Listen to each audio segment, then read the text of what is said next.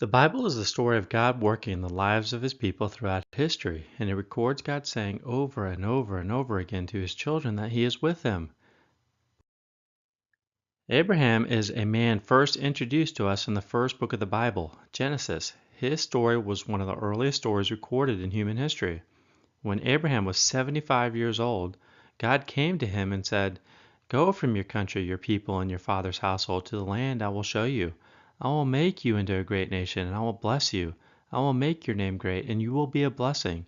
I will bless those who bless you, and whoever curses you I will curse. And all the peoples of the earth will be blessed through you."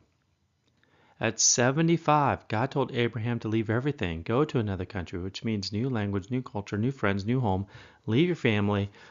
This is not an easy thing to do for anyone, let alone a 75-year-old. I would not only question if I heard right, but even if I wanted to do it. And it's clear from Abraham's actions later in the story that he understood that making him into a great nation meant having kids. So it not only meant new country, new language, new home, it also meant kids at 75. But Abraham was obedient and he moves. He trusts God. And he, like most of us, moved because he thought the blessing would be immediate and complete. But it wasn't. The blessing unfolded for over 25 years. It would be 25 years of challenges and blessings and good and bad decisions before Abraham would begin to see this promise unfold. There were a lot of challenges and messiness in that 25 years. Sometime after he moved, a famine occurred in the land, and so he had to move again. And he moved to Egypt. And Abraham, out of fear of the Pharaoh, does not tell the Pharaoh that Sarah is his wife, but instead says that she is his sister. Abraham gave Sarah, his wife, over to Pharaoh. This is God's chosen guy, the father of many nations. This is a messed up guy. Who gives their wife over to another? And Pharaoh finds out and kicks them out. And so Abraham moves again. After they move, another circumstance that needed to be dealt with arises. There are land issues between Abraham and his nephew Lot. The land couldn't support both their herds. God blesses Abraham, but Lot and Abraham need to part ways, and so they do.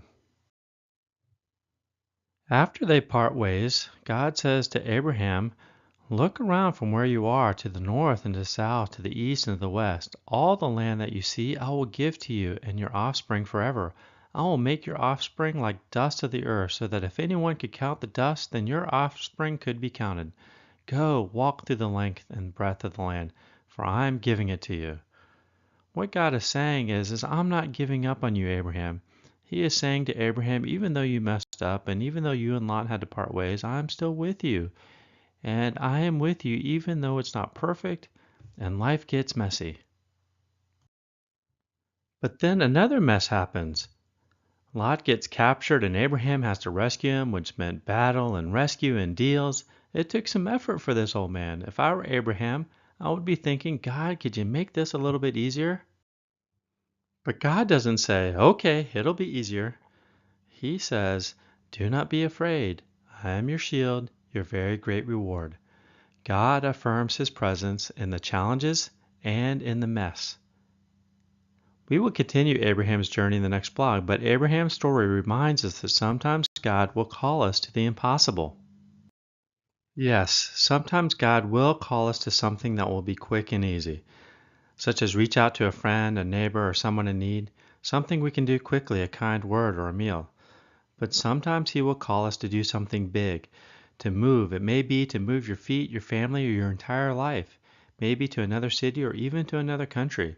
Go on that mission trip, to give sacrificially to an important need or cause, to love that person you find unlovely, and to forgive that person who hurt you so deeply.